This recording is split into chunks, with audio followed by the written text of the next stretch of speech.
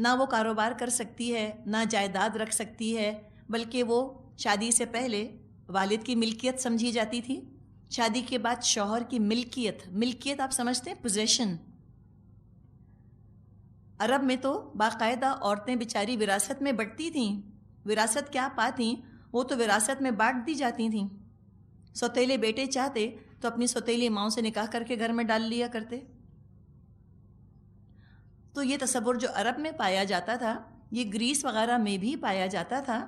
شوہر کو مکمل تصرف حاصل تھا بیوی کے اوپر، اگر شوہر چاہتا تو جان سے مار ڈالتا اپنی بیوی کو، کوئی جرم نہ تھا، کوئی برائی نہ تھی، کوئی پوچھنے والا نہ تھا کہ تم نے آخر اس بے گناہ کی، بے قصور کی جان کیوں لے لی۔ ایسے وہ ملکیت سمجھی جاتی تھیں۔ تھوڑا سا دوبارہ قوموں کی طرف آتے ہیں، یا عورت مرد کی بات کریں تو جو ہندوؤں کے ہاں رسم ہے ستی کی رسم، یعنی کہ شوہر کے ساتھ ہی عورت کو زندہ رہنے کا حق حاصل ہے۔ اگر اس کے شوہر کا انتقال ہو گیا تو عورت کو زندہ رہنے کی ضرورت ہی نہیں ان کے خیال میں۔ تو لہٰذا جب وہ شوہر کی لاش کو آگ میں جلایا جاتا تھا تو ساتھ ہی ساتھ عورت کو، اس کی بیوی کو بھی ستی ہونے کو کہہ دیا جاتا تھا، وہ بھی اسی آگ میں گر جائے۔ جو عورتیں ستی نہ ہوتی تھیں شاید بعد میں تمنا کرتی ہوں کہ ہم ہو ہی جاتی تو بہتر تھا۔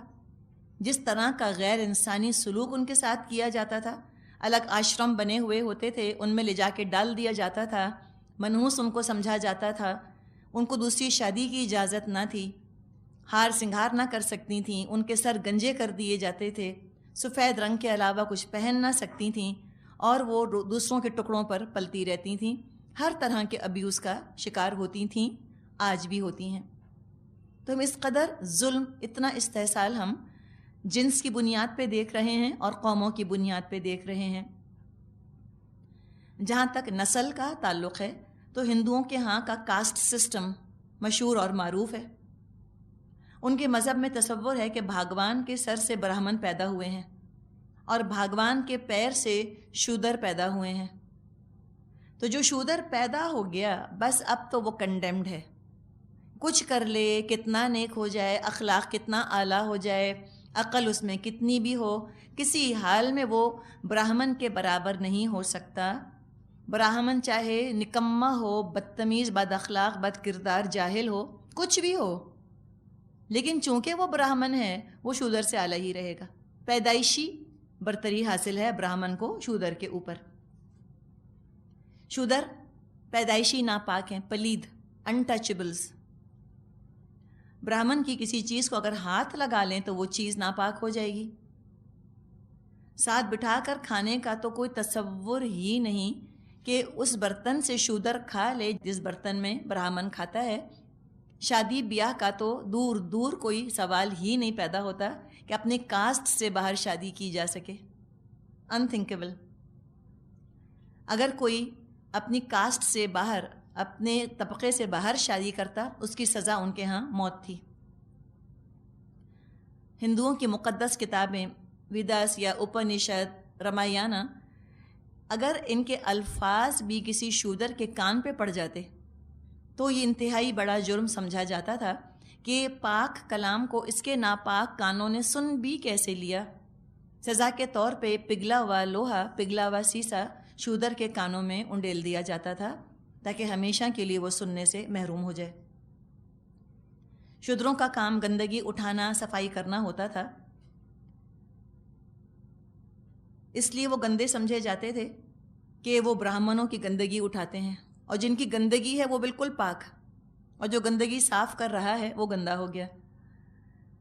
تو آپ سوچیں کہ جن کے مذہب میں ایسی باتیں شامل ہوں ان سے کیا معقولیت کی توقع کی جا سکتی ہے۔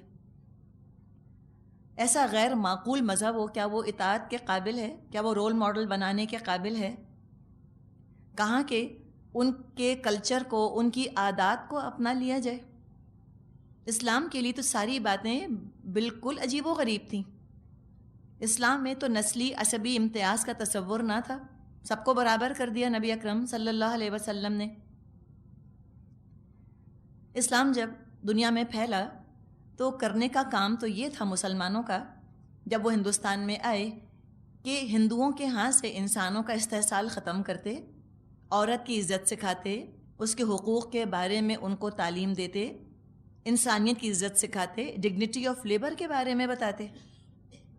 لیکن ہم نے کیا کیا؟ ہم تو خود ان کے رنگ میں رنگے. ہم تصور کر نہیں سکتے کہ اپنی جمعدارنی کے گلاس میں ہم پانی پی لیں. وہی انٹچبل کا تصور ہے بالکل. کیا پتہ آپ لوگوں کو یاد ہو اپنے اپنے گھرانوں میں ایک زمانہ ہوتا تھا، کیا پتہ ابھی بھی ہوتا ہو، اللہ بہتر جانتا ہے. جھاڑو پوچھا کرنے والی جو عورتیں ہوتی تھیں ان کو پلیٹ نہیں دی جاتی تھی، بلکہ روٹی پر کھانا رکھ کر دیا جاتا تھا کہ روٹی ہی کو پلیٹ کی طرح وہ ٹریٹ کریں اور کھا لیں اس کے اندر. پلاسٹک کا بھی گلاس نہیں دیا جاتا تھا، ان کے چلو کے اندر پانی ڈال دیا جاتا تھا کہ وہ اپنا ہاتھ یوں کریں، اس میں کسی نے پانی ڈالا اور وہ پی لیں. کوئی گندا پرانا ٹین کا گلاس بھی بہتر تھا اس ایک انسان کے مقابلے میں.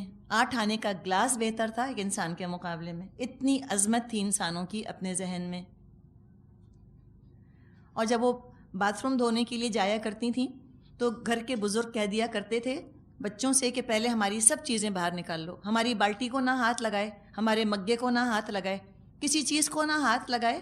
اگر وہ اٹھا کر خود باہر رکھتی تھی تو ناراض ہو جایا کرتے تھے کہ اس نے چھوا کیسے ہماری بالٹی کو، ہماری بالٹی ناپاک ہو گئی. ہم نماز پڑھنے والے ہیں، ہم پاک لوگ ہیں، یہ گندی، یہ ناپاک. تو یہ اچھوت کا تصور، انٹچبل کا تصور، یہ جو ہمارے ہاں اس قدر راسخ ہو گیا ہے ہمارے معاشرے میں، یہ کہاں سے آیا ہے؟ یہ ہندوؤں سے ہم نے لیا، ہم نے نبی اکرم صلی اللہ علیہ وسلم سے تو نہیں لیا. آپ نے کبھی کسی انسان کو اچھوت نہ سمجھا تھا، یا آپ نے کبھی ان کے برتن الگ نہ کیے تھے اس طرح سے. تو طبقات کی تقسیم اس قدر شدت کی ہمارے ہاں ہو گئی ہے کہ ہم آپس میں شادی کا تو سوچ بھی نہیں سکتے کہ ایک طبقہ دوسرے طبقے میں شادی بھی کر سکتا ہے. کسی نے کہا ہے کہ یوں تو سید بھی ہو، مرزا بھی ہو، افغان بھی ہو، تم سبھی کچھ ہو، بتاؤ مسلمان بھی ہو. کراس کلچر شادیوں کا سوال ہی پیدا نہیں ہوتا. کہتے ہیں طریقہ مختلف ہے، کلچر ڈیفرنٹ ہے. اگر ہم سب اپنا کلچر سنت کے مطابق کر لیں سارے فرق ختم ہو جائیں. لیکن چونکہ نہیں، ہر ایک نے اپنی الگ آئیڈینٹی، الگ تشخص بنا لیا ہے. اللہ تعالیٰ نے تو یہ قبائل بنائے تھے اور اللہ تعالیٰ نے تو شعب بنائے تھے تاکہ لوگوں کی اس کے اندر پہچان ہو. کر لی گیا کہ ہر ایک نے اپنے قبیلے کو، اپنے خاندان کو عظمت کا معیار بنا لیا. اور ہم کتنی ہی قومیتوں کے اندر اس وقت پھٹ چکے ہیں. لوگ کہتے ہیں شادی کرتے وقت اگر پنجابی ہیں وہ کہیں گے ہم صرف پنجابیوں میں شادی کریں گے، وہ کہیں گے ہم باہر لڑکی نہیں دیتے. یہ باہر کیا مطلب؟ اللہ نے تو فرمایا ہے انما المؤمنون اخوہ، مومن تو سب بھائی بھائی ہوتے ہیں. کافر ہیں باہر والے، کافر ہیں اجنبی، مسلمان تو مسلمان کے لیے اجنبی نہیں ہوتا. اگر کوئی کہتا ہے کہ ہم پنجابی، ہم صرف پنجابیوں میں کریں گے، اس کا مطلب ہے وہ سب سے اعلیٰ اپنے آپ کو سمجھتا ہے.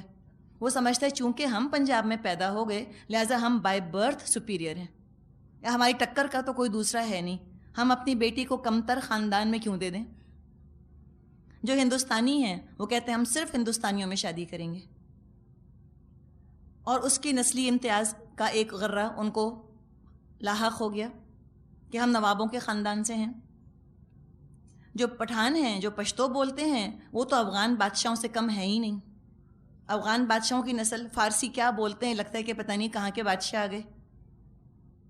جو سندھی ہیں ان کو ناز ہے اپنے قبیلے کے اوپر، اپنے خاندان کے اوپر. اور یہ تو سوچا نہیں جا سکتا کہ سندھی جو ہیں وہ پٹھانوں میں شادی کر سکتے ہیں، پٹھان کی بیٹی لے آئیں یا اپنی بیٹی پٹھانوں میں دے دیں. یہ ان کے ہاں انتھنکیبل ہے. اتنی گہری تقسیم ہے ہمارے اس چیز کی. اور یہ قبائلی نظام ہے نا، یہ ہم لوگوں کے سمجھے ٹرائبل مینٹیلٹی ہے اب تک. آپ سوچیں کہ آپ امریکہ جائیں یا امریکن سے ملیں کسی سے اور وہ کہے کہ نہیں ہم تو نیو یارک کے رہنے والے ہیں، ہم واشنگٹن والوں میں بیٹی نہیں دیتے. آپ کو عجیب بے وقوف ہے، یہ تو خیال آئے. لیکن آج پنجاب کا رہنے والا ہندوستانیوں کے اندر بیٹی نہیں دے گا، اور جو انڈیا سے آ گئے وہ تو نواب سے کو تو سیدھے مغلوں کی نسل ہیں. کسی نے ایک واقعہ سنایا کہ جس بھی حال میں آئے ہندوستان سے، وہاں کچھ کسی بھی حال میں تھے، یہاں سب نواب بن گئے. سب نے کہا ہماری زمینیں تھیں، ہماری جاگیریں تھیں، ہمارے باغ تھے. اور وہ باغ کیا تھا کہتے ہیں کہ اپنے مٹکے کے نیچے پودینہ لگایا ہوا تھا، اس میں پانی گرتا تھا تو پودینہ نکل آتا تھا. تو یہاں آ کر کہہ دیا کہ جی ہمارے تو انڈیا میں پودینے کے باغ تھے. یہ فخر اپنی نسل کے اوپر، یہ اس قدر زوم اپنے اوپر. اور آج اگر آپ کراس کلچر شادی کرنے کھڑے ہوں پھر آپ مخالفت تو ذرا دیکھیں. ہم نے جب سوچا اپنے بیٹے کی شادی کا، لوگوں نے ہم سے کہا بے وقوف ہو گئے ہو، پنجابیوں میں شادی کرو گے؟ اتنے تیز ہوتے ہیں پنجابی، تم کو پتہ نہیں کیا حال کرے گی آ کے وہ تمہارا پنجابی لڑکی. ہماری سمدن سے لوگوں نے کہا بے وقوف ہو گئی ہو، ہندوستانیوں میں بیٹی دے رہی ہو، اتنی تیز ہوتی ہیں ہندوستان کی عورتیں، کیا حال کریں گی تمہاری بیٹی کا.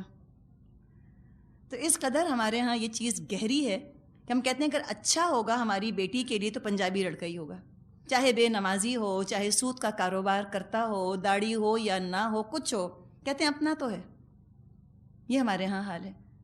لڑکی اپنی لے کر آئیں گے، ہندوستان کے ہیں تو ہندوستانی لڑکی لائیں گے، چاہے بدتمیز ہو، پھوڑ ہو، بد زبان ہو، بے پردہ ہو، کچھ بھی ہو، کہیں گے اپنی تو ہے. اور ایک وہ کہاوت کہتے ہیں کہ اپنا مارے گا تو سائے میں تو رکھے گا. اچھی چیز ہے یہ کہ ضرور مارے، کیوں مارے کوئی ہماری بیٹی کو. اور کسی نے کہا کہ بیٹر اے نون ڈیول دین این ان نون ڈیول، یعنی کرنی ڈیول سے یہ شادی بیٹی کی، ڈیول ہی ہوگا. تو بہتر ہے کہ وہ جو نکما سا بہن کا بیٹا ہے، آوارہ پھرتا رہتا ہے، بی اے فیل، اس کو بیٹی دے دیں. نون ڈیول تو ہے، بجائے کہ ان نون ڈیول کو دیں. تو اللہ نے تو نہیں کہا ہم سے کہ اپنی بیٹیوں کو تم شیطانوں کے اور ڈیولز کے حوالے کرو. لیکن یہ سب ہم اپنے دراصل اپنے تعصب پر پردہ ڈالنے کے لیے ہم ایسی باتیں کرتے ہیں نا. کسی سے پوچھیں آپ کہ اچھا بیٹی کی بات طے ہوئی، کہتے ہیں ہاں اللہ کا شکر، اللہ نے اپنوں میں رشتہ دے دیا، اللہ نے اپنوں میں رشتہ ملا دیا، ہم جیسے ہی پٹھان ہیں. تو یہ ہم جیسے پٹھان کیا اللہ کے ہاں کوئی یہ پکارنے والا پکارے گا کہ سارے پٹھان جائیں جنت میں؟ واہ آپ پٹھان تھے، پلیز تشریف لائیے. یہ تو نہیں کہا جائے گا اللہ کے ہاں. کس چیز پر فخر ہے؟ فرما دی ان اکرمکم عند اللہ اتقاکم، سب سے زیادہ کریم اللہ کی نظر میں وہ ہے جو تقوی والا ہے. آپ صلی اللہ علیہ وسلم نے فرمایا کہ 4 چیزوں کی بنیاد پر شادی کی جاتی ہے. تقوی دیکھا جاتا ہے، یا حسب نسب دیکھا جاتا ہے، خوبصورتی دیکھی جاتی ہے، یا مال دیکھا جاتا ہے، یا دین، مطلب تقوی سے مراد ہے دین. تو آپ نے فرمایا تم دین دیکھ کر شادی کرو. کتنی بھی حسین لڑکی ہے وہ دیندار نہیں تو آپ کے کس کام کی؟ کیوں آپ اس کو اپنے گھر میں لے کر آئیں گی بہو بنا کر؟ سارا کلچر آپ کا چینج کر کے رکھ دے گی. لڑکا کتنا بھی پیسے والا ہو، اگر حرام کماتا ہے تو آپ کیوں اپنی بیٹی کو جہنم میں جھونکیں گی اس کو دے کر کسی لڑکے کو؟ تو یہ دین دیکھنا ضروری ہے. ہاں اگر دین کو آپ نے معیار بنایا اور ساتھ ساتھ آپ کو حسن بھی مل جاتا ہے، اور اگر اچھی حیثیت والا بھی کوئی مل جاتا ہے، الحمدللہ. یہ سب ثانوی چیزیں ہیں، سیکنڈری چیزیں ہیں. دین کے ساتھ ملتی ہیں تو بہت اچھا ہے، اور دین کے بغیر ملتی ہیں تو ان کی کوئی اہمیت نہیں. تو ہم اپنا زوال دیکھتے ہیں اور قرآن کا ہم کمال دیکھتے ہیں. قرآن کس کمال کی بات کرتا ہے اور ہم کس زوال کا شکار ہیں. اور افسوس کیا ہے، وہ کسی نے کہا ہے نا کہ وائے ناکامی متائے کارواں جاتا رہا، کارواں کے دل سے احساس زیاں جاتا رہا. کہ ایسی بھی ناکامی، ایسا بھی فیلئر ہوتا ہے کہ سارا آپ کا جو مال تھا، جو آپ کی پوزیشنز تھیں، وہ لٹ گئیں، اور احساس بھی نہیں کہ ہم کس چیز سے محروم ہو گئے. اور ہم اپنے تعصب پر فخر کرتے ہیں، بہت خوش ہوتے ہیں اپنے تعصب کے اوپر.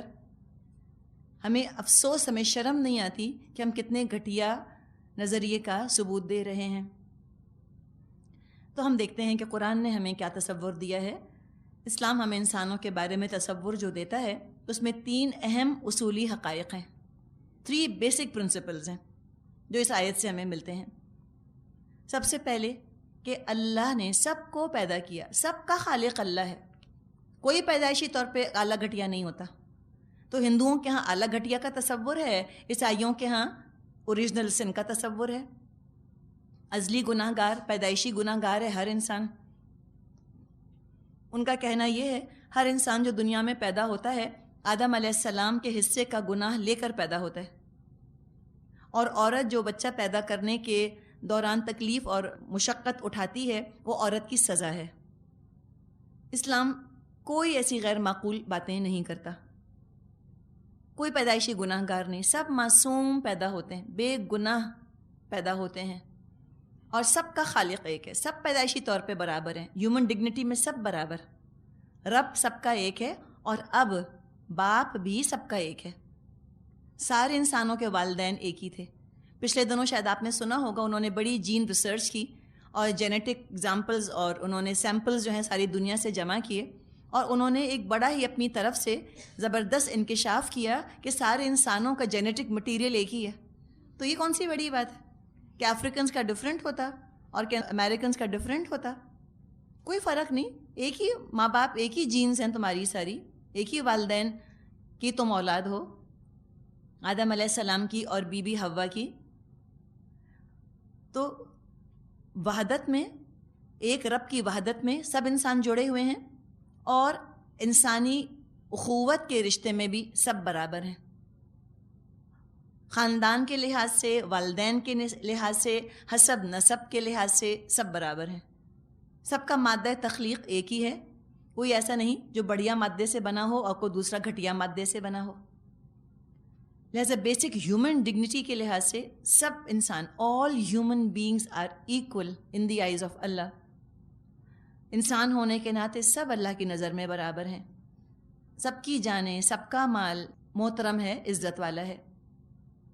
صرف مسلمان کا خون محترم نہیں ہے، اگر کافر بھی ناحق قتل کیا جائے گا تو اللہ کی نظر میں یہ انتہائی ناگوار عمل ہے۔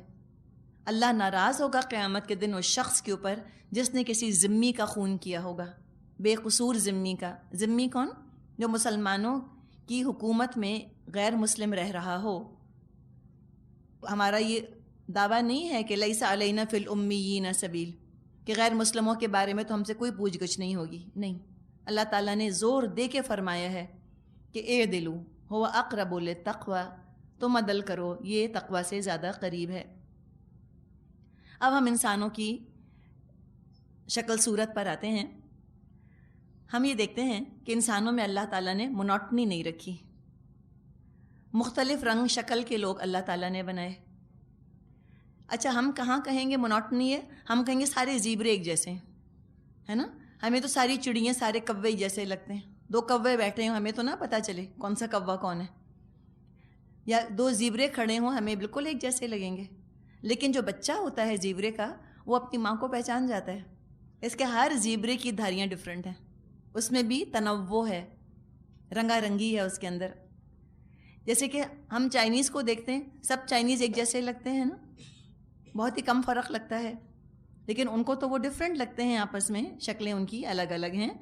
تو ہم دیکھتے ہیں کہ اللہ تعالیٰ نے مونوٹنی نہیں رکھی ہے، اللہ تعالیٰ نے رنگا رنگی رکھی ہے، مختلف رنگ کے، مختلف شکل کے لوگ بنائے ہیں، اور قبیلوں، ملکوں میں ان کو تقسیم کیا ہے۔ کیوں؟ لِتَعَارَفُوا، بس پہچان کے لیے، اعلیٰ گھٹیا ہونے کے لیے تھوڑی، صرف پہچان کے لیے۔ ایک شخص کا رنگ اگر گورا ہے، اب مثال کے طور پہ یہاں کوئی آتی ہے، اب گولڈن بال ہیں اس کے اور نیلی آنکھیں ہیں اور انگلش بول رہی ہے اور بہت گوری سی ہے، تو ہم فوراً سمجھ جائیں گے بھئی یوروپین ہے یا یہ امریکن ہے، ہم اس سے انگلش ہی بولیں گے۔ اب دیکھیں، ایک نظر اس کے اوپر ڈال کے ہم کو کتنی ساری باتیں پتہ چل گئیں اس کے بارے میں، کہ اس کا تعلق کون سے علاقے سے ہے، کس کلچر سے تعلق ہے، اور زیادہ تر امکان کس بات کا ہے کہ کون سا مذہب یہ فالو کرتی ہوگی، کیسی غذا کھاتی ہوگی، سب ہمارے پاس یہ ایک علم آ جاتا ہے نا۔ اب ہم نہاری نہیں کھلائیں گے اس کو، اب ہم ظاہر ہے اس کو لے جا کر چاٹ نہیں کھلائیں گے دکان پر بٹھا کر، ہمیں آئیڈیا ہو جائے گا کہ یہ پھیکا کھاتے ہیں، کم مرچوں کا کھاتے ہیں، تو یہ انسان کو فوراً آئیڈیا ہو جاتا ہے دیکھتے ہی۔ کسی چائنیز کو آپ دیکھیں، پورا چائنیز کلچر، وہ علاقہ، اس کی جغرافیہ، تاریخ، اس کا عادتیں، سب آپ کے ذہن میں، اس کی پولیٹیکل سچویشن، سیاسی حالات اس ملک کے کیا ہیں، دنیا میں اس ملک کا کیا مقام ہے، سب پتہ چل جاتا ہے۔ تو کیسی آئیڈینٹی اللہ تعالیٰ نے رکھی ہے نا، کیا تعارف ہے صرف شکل دیکھ کر، صرف زبان کے ذریعے سے، اتنا سارا تعارف ہے جو کہ خود بخود ہی ہو جاتا ہے۔ اسی طرح جہاں تک عورت اور مرد کا تعلق ہے، دنیا کا نظام چلانے کے لیے عورت اور مرد کے درمیان حقوق اور فرائض کا تعین کر دیا اللہ تعالیٰ نے۔ انسانوں کو بھی ہم دیکھتے ہیں کہ باقی جو انسان ہیں، عورت مرد ہوں یا باقی مرد مرد یا عورتیں اور عورتیں، سب میں اللہ تعالیٰ نے شکل کا، عقل کا، دولت کا فرق رکھا ہے، کوئی دو برابر نہیں، تاکہ ایک دوسرے سے رابطہ بھی رکھیں، ایک دوسرے سے مدد لینے پر مجبور ہوں۔ ان کو ڈپینڈ کرنا پڑتا ہے انسانوں کو ایک دوسرے کے اوپر۔ اگر اس طرح انسان انڈیپینڈنٹ ہوتے تو سب اپنے اپنے خول میں بند ہو کر بیٹھ جاتے۔ تو لہٰذا ایک دوسرے کی محتاجی بھی رکھی اللہ نے، کسی کو ایک چیز زیادہ دی، کسی کو دوسری چیز زیادہ دی، اور اس میں انسانوں کی آزمائش بھی ہوتی رہتی ہے۔ کالا گورا ہونا، کسی خاص قبیلے علاقے کا ہونا اللہ کی نظر میں کوئی فضیلت نہیں رکھتا۔ وجہ یہ ہے کہ یہ تو خود اللہ کا اپنا فیصلہ ہے، کس کو کیسا بناؤں، اس کا رنگ کیسا ہو، کہاں پیدا کروں، اس کے والدین کون ہوں، کون فقیر کے ہاں پیدا ہوگا، کون بادشاہ کے ہاں پیدا ہوگا، اس میں انسانوں کا اپنا تو کوئی اختیار ہے ہی نہیں۔ ہم اپنے والدین تو چوز نہیں کر سکتے اپنے لیے کہ ہمیں کہاں پیدا ہونا ہے۔ تو جب انسان کی اپنی تدبیر شامل نہیں، اس کی کوشش نہیں، تو اس پر پکڑ بھی نہیں، اس کا اختیار ہی نہیں، یہ تقدیر کے فیصلے ہیں، لہٰذا وہ جواب دہ بھی نہیں ہیں ان چیزوں کے اوپر۔ تو سب انسان ہونے کے ناطے اللہ کی نظر میں برابر ہیں، اور اسلام میں بھی بھائی بھائی ہیں۔ انما المؤمنون اخوہ، سب بھائی بھائی ہیں، چاہے وہ سلمان فارسی ہوں یا صہیب رومی ہوں یا بلال حبشی ہوں۔ جو چیز فرق واقع کرتی ہے وہ تو تقویٰ کرتا ہے۔ اب یہ دیکھیے نسلوں کا جو امتیاز ہے، اس میں بھی خواتین بڑا زبردست کردار ادا کرتی ہیں۔ مردوں کے اندر بھی یہ عصبیت، یہ پریجڈس بڑا پایا جاتا ہے نا نسل کا۔ وہ کہتے ہیں ہم اپنی بیٹی یا بیٹے کی شادی ہم خاندان سے باہر نہیں کریں گے، مثال کے طور پہ، لیکن عورتوں کے اندر بھی یہ چیز پائی جاتی ہے، تو ہمیں کانشیس ایفرٹ کر کے اس کو دور کرنے کی ضرورت ہے۔ اور سب سے زیادہ جیسے بھی ہم نے بات کی، اس کا اظہار شادی بیاہ کے موقعوں پر ہوتا ہے۔ لوگ یہ بھی کہتے ہیں کہ وہ سندھی ہیں لیکن اچھے ہیں، تو یہ لیکن کیا مطلب؟ کیا سندھی اچھے نہیں ہو سکتے؟ لیکن نہیں، ہم سب سے اچھے ہیں نا، ہم چونکہ پنجابی ہیں یا ہم چونکہ ہندوستانی ہیں تو ہم سب سے اچھے ہیں۔ تو لہٰذا دوسروں کے لیے کہہ دیا جاتا ہے وہ پٹھان ہیں لیکن عقل مند ہیں۔ کیوں؟ کیا عقل کا سارا خزانہ اللہ نے آپ ہی کو دے دیا؟ تو کسی کو اپنی عقل کے اوپر ناز ہوگا، فخر ہوگا، تکبر ہوگا، تبھی دوسرے کو کم عقل سمجھے گا نا، کہ میں نسلی لحاظ سے زیادہ عقل مند ہوں۔ تو کہتے ہیں ہاں جی دس از اے فیکٹ، یہ بھی کہیں گے اپنی طرف سے، خود بھی فیکٹ بھی بنا دیا اس کو، کہیں گے جی یہ تو فیکٹ ہے۔ جو ہمارے نسل کے لوگ ہیں یہ بہت ذہین ہوتے ہیں، یہ بڑے تیز ہوتے ہیں، اور فلاں وہ تو بس ایسے ہی بیوقوف ہے۔ یہ خود ہی بنا لی ہیں ساری چیزیں۔ یہ ہمیں ان چیزوں کو مذاق میں بھی برداشت نہیں کرنا چاہیے، اور اپنے اخلاق سے اور لوگوں کو سمجھا کر اس کو کم کرنے کی ضرورت ہے۔ صحیح مسلم میں ابو ہریرہ رضی اللہ عنہ سے روایت ہے، نبی اکرم صلی اللہ علیہ وسلم نے فرمایا، اثنتان فی الناس ہما بہم کفر، الطعن فی النسب والنیاحۃ علی المیت۔ دو چیزیں لوگوں میں ایسی ہیں جو کفر ہیں، نسب میں تانا دینا، اور دوسرا ہے میت پر نوحہ کرنا۔ نسب میں تانا دینا، کسی کو کہنا یہ گھٹیا خاندان کا ہے، یہ جہالت کی اور کفر کی باتیں ہیں۔ اللہ کی نظر میں جو چیز دوسرے انسانوں کا درجہ بڑھا دیتی ہے کچھ لوگوں سے، وہ تقویٰ ہے۔ اپنی محنت، اپنی کوشش، اپنا عمل، اللہ سے محبت کرنا، اللہ کی اطاعت کا جذبہ، یہ وہ کرائٹیرین ہے جس کی وجہ سے خباب ابن ارت رضی اللہ عنہ اللہ کو اتنے محبوب ہو گئے، اور ابو جہل اور ابو لہب اتنے مبغوض ہو گئے، اتنے ناپسندیدہ ہو گئے۔ حالانکہ ابو جہل اور ابو لہب اعلیٰ خاندانوں کے تھے، بنو مخزوم اور بنو ہاشم کے قبیلے سے ان کا تعلق تھا، لیکن ان کو جنت نہ ملے گی صرف اس لیے کہ وہ اعلیٰ خاندان کے تھے۔ خباب بہت آگے نکل گئے اعمال کی وجہ سے۔ حدیث میں آتا ہے، ان اللہ لا یسألکم عن احسابکم ولا عن انسابکم یوم القیامہ ان اکرمکم عند اللہ اتقاکم۔ اللہ قیامت کے روز تمہارے حسب نسب نہیں پوچھے گا، اللہ کے ہاں سب سے زیادہ عزت والا وہ ہے جو سب سے زیادہ تم میں پرہیزگار ہے۔ مسلم میں حدیث ہے، ان اللہ لا ينظر الى صورکم واموالکم وَلَٰكِن يَنظُرُ إِلَىٰ قُلُوبِكُمْ وَأَعْمَالِكُمْ، بے شک اللہ تمہاری صورتیں اور تمہارے مال نہیں دیکھتا، بلکہ وہ تمہارے دلوں اور تمہارے اعمال کی طرف دیکھتا ہے۔ حدیث میں آتا ہے تم سب آدم کی اولاد ہو اور آدم مٹی سے پیدا کیے گئے تھے۔ لوگ اپنے آباء و اجداد پر فخر کرنا چھوڑ دیں، ورنہ وہ اللہ کی نظر میں ایک حقیر کیڑے سے زیادہ ذلیل ہوں گے۔ یہ مت باتیں کرو کہ ہمارے ابا فلاں جگہ کے نواب تھے، اور دوسروں کی تحقیر کیوں کیسے کی جاتی ہے؟ کہتے وہ ہمارے وہ دادا تھے نا، ہمارے دادا کا دربار لگتا تھا، تو یہ ان کے دادا تو اس میں درباری بن کر کھڑے ہوتے تھے۔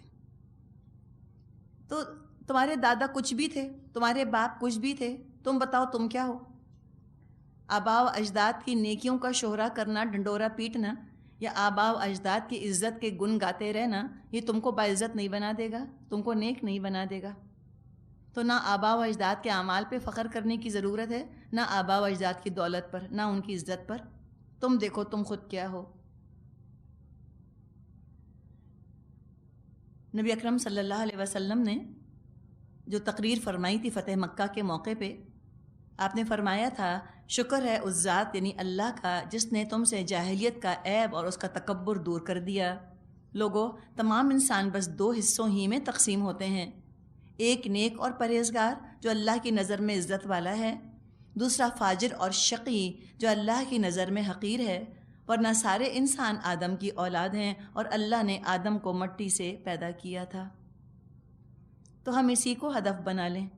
وَلِكُلِّ وِجْهَةٌ هُوَ مُوَلِّيهَا فَاسْتَبِقُوا الْخَيْرَاتِ، ہر ایک کی ایک جہت ہے، ایک سمت ہے، ایک ٹارگٹ ہے جس کی طرف وہ رخ کرتا ہے۔ اے مسلمانوں، تم نیکیوں میں دوڑ لگاؤ، تم اس کو ہدف بنا لو زندگی کا، اس کے لیے لالچ کرو، اس میں آگے نکلنے کی کوشش کرو، گڑ گڑا کر اللہ سے دعا مانگو، اس لیے کہ اللہ کی نظر میں جو ترجیح ہے اور جو پریفرنس ہے وہ تو تقوی والوں کی ہے۔ تو خاندانوں کو نبھانا بھی ہے، اپنے خاندانوں کے ساتھ اچھی طرح سے رہنا ہے۔ جیسے کہ پہلے ہم کو سبق سکھائے گئے ہیں کہ غیبت نہ کرو، طنز نہ کرو، اور خاندانوں کا معاملہ یہاں بیان کر دیا گیا۔ آج کل ہم دیکھتے ہیں کہ شاید ہم نے یہ دونوں ہی سبق چھوڑ دیے، انفرادی طور پہ بھی دل پھٹے ہوئے ہیں، اجتماعی طور پہ تو ہم بہت دور ہیں ایک دوسرے سے۔ زندگی میں تلخی ہے، دلوں میں سختی ہے، رکھ رکھاؤ اور رواداری اور رشتوں کا احترام اور ادب اور تمیز کو منافقت کا نام دے دیا۔ یہ سوچ لیا کہ جو ہمارے دل میں کسی کے خلاف بغض ہے ہم اس کو بتا کر ہی چھوڑیں۔ کہتے ہیں ہم منافق نہیں ہیں، جو ہمارے دل میں ہوتے ہیں ہم تو منہ پہ کہہ دیتے ہیں۔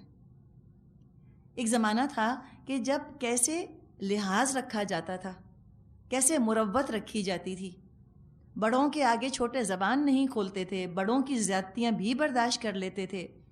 یہ کوئی ویسٹرن کنسیپٹس نہیں تھے کہ جو تمہارا جی چاہا تو ماں باپ کو سنا دو، جا کر تم ماں باپ کو ایک ایک عیب ان کا گن کر بتا دو، تم اپنے خاندان کے بزرگوں کے سارے عیب کھول کر بیان کر دو۔ یہ طریقہ نہیں ہوا کرتا تھا۔